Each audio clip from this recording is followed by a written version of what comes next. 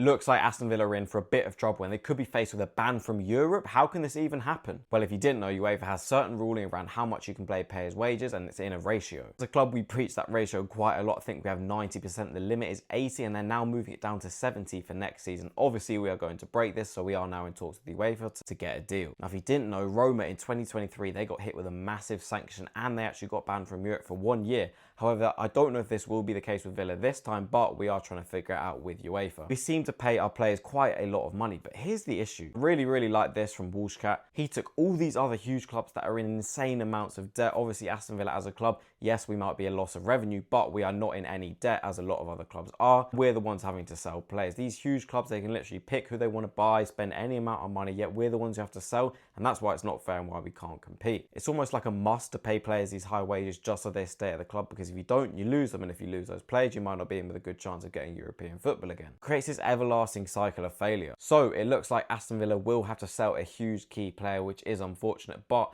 there is a lot of dead weight in our team that currently need to go, and we must get rid of them. Maybe we see one star going. It would be very unfortunate, but someone like Ollie Watkins, maybe.